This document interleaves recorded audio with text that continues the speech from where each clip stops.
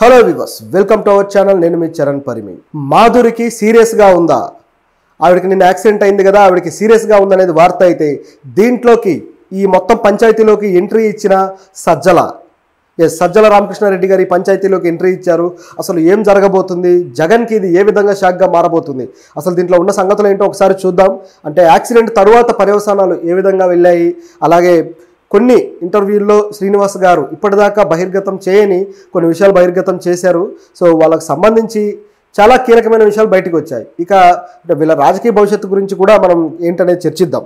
నిన్న మాధురి గారు ఇట్లా తను సొంతంగా తన కారు డ్రైవ్ చేసుకుంటూ టెక్కల వైపు నుంచి అలా వెళ్తూ ఉండగా అనుకోకుండా ఆవిడ కారుకు యాక్సిడెంట్ అయింది. కారు అయితే తిరిగి బోల్తా పడింది. కానీ ఆవిడకి లోపల కూర్చున్న ఆవిడకి మాత్రం చిన్న గీత కానీ కనీసం ఎటువంటి మార్కు కూడా ఆవిడ మీద పడలేదు. సో అలాగే ఆవిడ కాన్షియస్లోనే ఉన్నారు, ఎటువంటి ఇబ్బంది కూడా ఏం ఎదుర్కోలేదు. సో బయటకు తీసుకొచ్చిన తర్వాత హాస్పిటల్కి తరలించారు. హాస్పిటల్లో చిన్నపాటి ట్రీట్మెంట్ అయిన తర్వాత ఇదేదో తలకి చిన్నపాటి దెబ్బ తగిలింది, సో ఇదేదో సీరియస్గా ఉన్నట్టుంది అని చెప్పేసి తిరిగి మళ్ళీ వేరే హాస్పిటల్కి తరలించారనమాట.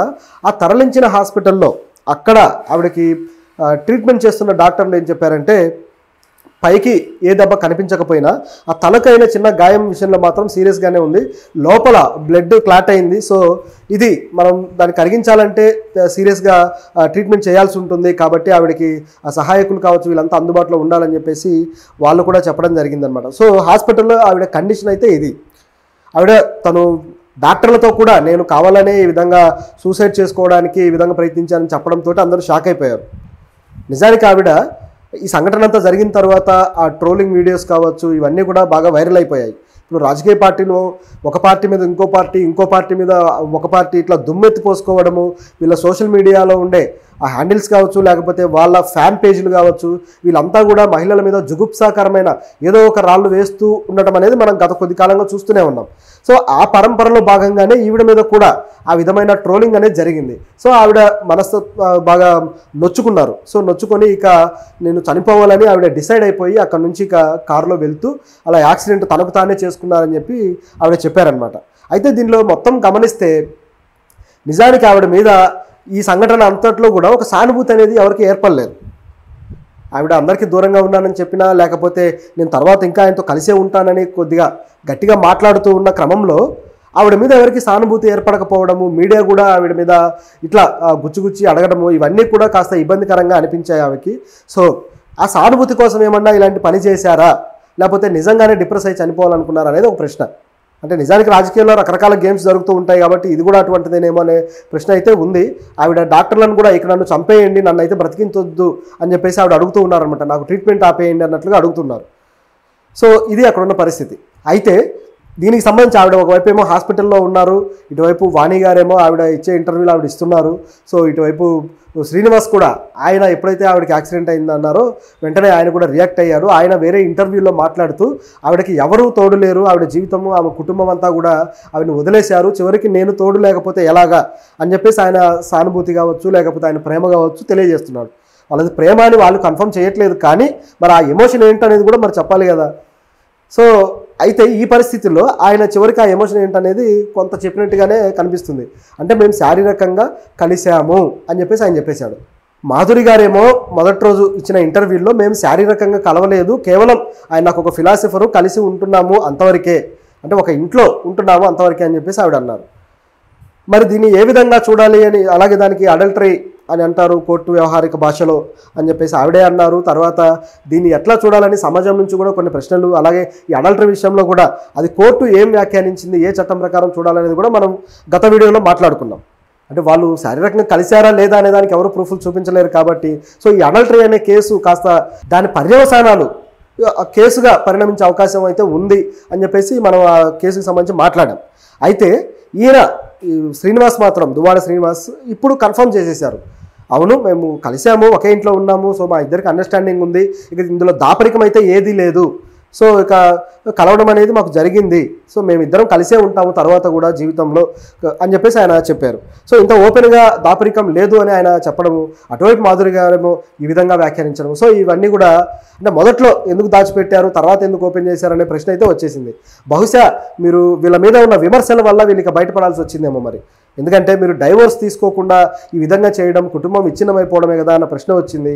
అలాగే ఆయన భార్య తరపు నుంచి కూడా, వాణి తరపు నుంచి కూడా ఆమె ఫాదర్ కావచ్చు, వాణి గారు కావచ్చు, పిల్లలు కావచ్చు, వీళ్ళంతా కూడా వేసే ప్రశ్నలకి ఈయన దగ్గర సమాధానాలు లేకుండా పోతున్నాయి. సో ఇక లాభం లేదు, తను ఏ ఇంటెన్షన్ తోటి అయితే ఆవిడతో ఉన్నారో, సో వాళ్ళిద్దరి బంధాన్ని ఇట్లా బహిర్గతంగా ఓపెన్గా చెప్పడమే మంచిదని ఆయన డిసైడ్ అయ్యారా, లేకపోతే మీడియా వాళ్ళు వేసిన గుచ్చి అడిగే ప్రశ్నలకి ఇక దాపరికం చేయలేక ఆయన చెప్పారా, మరి చూడాలి.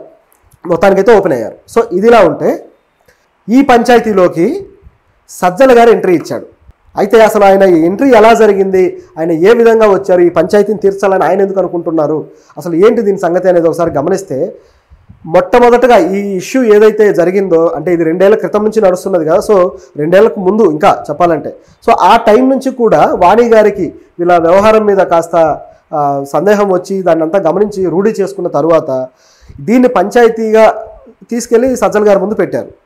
సో అప్పుడు కీలకంగా ఉన్నారు కాబట్టి గవర్నమెంట్లో ప్రతిదీ ఆయనే డీల్ చేస్తూ ఉన్నారు కాబట్టి, సో మంత్రుల శాఖలు కూడా ఆయనే నడిపిస్తున్నాడు కాబట్టి, సో ఈ పంచాయతీ కూడా ఆయనే తీర్చాల్సిన పరిస్థితి అయితే ఆయనకు ఏర్పడింది. సో ఆయన ఏమన్నారంటే, శ్రీనివాస్ గారిని పిలిచి ఇది సరైంది కాదు, మీరు పద్ధతి మార్చుకోండి, లేదంటే మరి ఏం చేయదలుచుకున్నారని చెప్పేసి ప్రశ్నించారు. వాణి గారు వచ్చేసి ఈ ఆస్తులు మొత్తం ఆవిడకే పెడుతున్నాడు, ఇక్కడ ఉన్న డబ్బును సంపాదన మొత్తాన్ని ఆవిడకే కట్టబెట్టేస్తున్నాడు అని చెప్పేసి ఆందోళన పడ్డారు. సో దీన్ని మీరు కంట్రోల్ చేయండి అని చెప్పేసి శ్రీనివాస్కి చెప్పారు. సో శ్రీనివాస్ మాత్రం వెళ్ళలేదు. సో ఆయన దారిలో ఆయన వెళ్ళిపోయాడు. అలా వెళ్ళిన తర్వాత ఇక సజ్జల గారి దగ్గరికి ఇక ఈవిడ చూసి ఇక మళ్ళీ తిరిగి వచ్చారు. ఈయన చెప్పినా వినట్లేదు, ఇలా ఉంది పరిస్థితి, ఇలా నియోజకవర్గంలో పరువు పోతుంది, అది ఇది అని చెప్పేసి ఆవిడ మాట్లాడారు. చివరికి నేనే రాజకీయాల్లో నేను ఎమ్మెల్యేగా పోటీ చేస్తానని చెప్పేసి ఆవిడ అడగడము, నాకు టికెట్ ఇవ్వండి నేను అడగటము. సో ఇదంతా జరిగేసరికి సజ్జల గారు ఇది అంటే ఇంటర్నల్గా నియోజకవర్గంలోనే పెద్ద లుకలుకలు తయారయ్యి వివాదం అయ్యే పరిస్థితి ఏర్పడింది. సో పార్టీకి ఉన్న ఓట్లు కూడా ఇబ్బందుల్లో పడే పరిస్థితి ఉంది కాబట్టి ఆయన ఏం చేశారంటే, ఇది సరైనది కాదు, సరే మీరు శాంతించడం కోసం ఏం చేశారంటే టెక్కలి ఇన్ఛార్జిగా ఆవిడకి ఇచ్చారు. సో ఆ విధంగా ఈయనేమో తన పదవి కోసం తన ప్రయత్నాల్లో ఉన్నాడు, ఇక్కడ మాత్రం టెక్కలి ఇన్ఛార్జిగా ఇవ్వడంతో ఇక అంతటితోటి సరిపోయిందనమాట. ఆ తర్వాత కూడా మళ్ళీ ఆవిడ ఇక వదలలేదు, ఇదే పాయింట్ మీద పట్టుకొని ఉన్నారు. ఎలక్షన్ టైంకి వచ్చేసరికి నేను ఎలాగైనా పోటీ చేసి తీరుతాను, నాకు టికెట్ ఇవ్వండి అని అడిగితే పార్టీ అధిష్టానం కూడా జగన్ ఒక సర్వే చేయించారు. ఆ సర్వేలో ఆవిడ వైపు పెద్దగా ప్రజల మద్దతు లేదు, ఆవిడ ఓడిపోవచ్చు ఎలక్షన్లో అని చెప్పేసి జగన్కి రిపోర్ట్ అందింది. సో దాంతో ఆయన మళ్ళీ పునరాలోచనలో పడి ఆవిడ కాకుండా తిరిగి ఆయనకే ఇవ్వడం జరిగింది. సో దాంతో ఆవిడ మరింత హర్ట్ అయిపోయి ఇక లాభం లేదు, నేను ఇండిపెండెంట్గా పోటీ చేస్తానని చెప్పేసి ఆవిడ బయలుదేరారు. అయితే సజ్జల గారు మళ్ళీ ఎంట్రీ ఇచ్చి ఎలాగో ఆవిడకు నచ్చజెప్పి బుజ్జగించి అక్కడ వివాదాన్ని కాస్త సద్దుమణిగేలా చేశారు. సో ఇంతవరకు బాగానే ఉంది. అయితే ఈ తతంగం అంతా కూడా గత 2 ఏళ్లుగా భర్తతోటి వీళ్ళిద్దరి మధ్య వివాదం జరుగుతూనే ఉంది అనేది అయితే క్లారిటీ వచ్చింది. దట్టు రాజకీయాల్లో తన పదవి కోసం ఆవిడ ప్రయత్నిస్తున్నారు అనే క్లారిటీ కూడా వచ్చేసింది. ఎందుకంటే ఆవిడ శ్రీనివాస్ గారి తల్లి లీలావతి గారు కూడా ఇదే ఆరోపణ చేశారు, ఆవిడ పదవుల కోసం ఆస్తుల కోసమే ఈ విధంగా చేస్తున్నారు అని చెప్పేసి. ఇప్పుడు సజ్జల గారి దగ్గరికి వెళ్ళిన పంచాయతీ కూడా అదే విధంగా వెళ్ళింది, ఆస్తులను వేరే వాళ్ళకి కట్టబెడుతున్నాడు, అలాగే నాకు ఎమ్మెల్యే పదవి ఇవ్వండి లేకపోతే ఆ టికెట్ ఇవ్వండి అని చెప్పేసి ఆవిడ అడగటము, ఇవన్నీ చూస్తుంటే ఆవిడ ఇంటెన్షన్ కూడా అదే విధంగా కనిపిస్తుంది. సో ఇలా జరిగిందనమాట. ఆ విధంగా జరిగిన తరువాత ఇప్పుడు ఎందుకు రోడ్డెక్కాల్సి వచ్చింది అనే ప్రశ్న ఒకటి వస్తే, ఎందుకు వచ్చారు అంటే ఇప్పటిదాకా సజ్జల గారు పెద్ద మనిషిగా ఉండి ఏదో నెట్టుకుంటూ వచ్చారు, కొద్దిగా సద్దుమణి గారు ఏదో కంట్రోల్ అయ్యారు, అంత బాగానే ఉంది. కానీ ఎప్పుడైతే ఎలక్షన్లు అయిపోయి సజ్జల గారు తర్వాత ఆయన పదవిని కోల్పోయి మొత్తానికి గవర్నమెంట్ మారిపోయిందో, ఇక దీని అంతటికీ కారణం సజ్జలే. ఈ ఓటమికి కానీ లేకపోతే పార్టీకి ఈ విధంగా ఇంత దారుణమైన పరిస్థితి ఏర్పడడానికి కానీ సజ్జల విధి విధానాలే కారణం అని చెప్పేసి పార్టీ శ్రేణులు, ఎమ్మెల్యేలు, మంత్రులు అంటే మాజీ మంత్రులు వీళ్ళందరూ కూడా ఆయన మీద బురద చల్లడం మొదలుపెట్టారు. అంటే అందులో చాలా వాస్తవాలు కూడా ఉన్నాయనుకోండి. సో ఈ విధంగా ప్రజల నుంచి కూడా విపరీతమైన వ్యతిరేకత వచ్చింది. ఇలా వచ్చిన తర్వాత ఇక సజ్జల ఇక లాభం లేదని చెప్పేసి ఫోన్లు స్విచ్ ఆఫ్ చేసుకొని సైలెంట్ అయిపోయి ఎక్కడున్నాడో తెలియకుండా గడిపేస్తున్నాడు. ఇది సజ్జల గారి పరిస్థితి. సో ఇక ఆయన పంచాయతీ తీర్చడానికి కూడా ఇంట్రెస్ట్గా లేడు, వచ్చే పరిస్థితి లేదనమాట. ఆవిడ ప్రయత్నించి కూడా అలసిపోయి ఇక లాభం లేదు అని చెప్పేసి ఇప్పుడు ఇలా రోడ్డెక్కారు. సో ఇంకా ఆవిడ ప్రయత్నిస్తూనే ఉన్నారు శ్రీనివాస్తో మంతనాల కోసం. సో ఇది ఇక్కడ జరిగిందనమాట. సజ్జల ఉండుంటే ఒకవేళ ఇది ఇంత దూరం రాకుండా ఇంట్లోనే సమసిపోయేదేమో. ఎందుకంటే ఇది కుటుంబ వ్యవహారము, మొత్తం ఒక స్త్రీల పరువు మర్యాదలకు సంబంధించిన వ్యవహారము. సో వీళ్ళు ఎవరి ఇంటెన్షన్స్ వాళ్ళకు ఉండొచ్చు, ఎవరి రాజకీయ ప్రలోభాలు, ఎవరి రాజకీయ ప్రాధాన్యతలు వాళ్ళకు ఉండొచ్చు. కానీ ఏదున్నా సరే ఇంట్లో సంబంధించిన విషయము ఎప్పుడూ కూడా 4 గోడల మధ్య పరిష్కారం అవ్వాలి తప్పితే ఇలా రోడ్డు ఎక్కడం వల్ల అందరికీ ఇది ఒక ఫీడింగ్ కంటెంట్ తప్పితే మరొక ఇది కాదనమాట. సో ఇప్పటికే ఇది చాలా మలుపులు తిరిగింది, ఒక మంచి వెబ్ సిరీస్ లాగా. సో ఇకనైనా మరి వీళ్ళు దీనికి ఒక సొల్యూషన్ చూసే మార్గం ఏమన్నా చూస్తారని ఆలోచిస్తే దానికి ఒక మార్గం అయితే కనపడుతుంది. ఏంటంటే శ్రీనివాస్ గారు మేము ఇక డైవోర్స్కి అప్లై చేసుకున్నాము, సో డైవోర్స్ తీసుకోవడానికి రెడీ అయ్యాము అని చెప్పేసి ఆయన చెప్పడం జరిగింది. సో ఇది ఇక్కడ ఉన్న క్లారిటీ. ఈ పని వాళ్ళు ముందే చేసి ఉంటే ఇంకా బాగుండేది. అలాగే మాధురి గారు కూడా, ఆవిడ కూడా డైవోర్స్ తీసుకోలేదు, కేవలం 2 కుటుంబాలకు దూరంగా జీవిస్తూ వచ్చారు. సో ఆవిడ కూడా పని చేయాల్సి ఉంది. సో వీళ్ళు ఇట్లా లీగల్గా ఏదైనా స్టెప్ తీసుకుంటే ఇంకా మరింత గౌరవప్రదంగా ఉంటుంది. ఇక రాజకీయాల పరంగా చూసుకుంటే మాత్రం వీళ్ళందరి రాజకీయ జీవితానికి దాదాపు సమాధి అయిపోయినట్టే. సో ఇక ఏం చేస్తారు? ఇంత కష్టపడి వచ్చిన శ్రీనివాసు తన తప్పిదం వల్ల తన రాజకీయ భవిష్యత్తుకే ఒక చీకటి తెర వేసుకున్నట్టుగా కనిపిస్తుంది. సో ఇక భవిష్యత్తు ఏంటనేది ఇక వాళ్ళ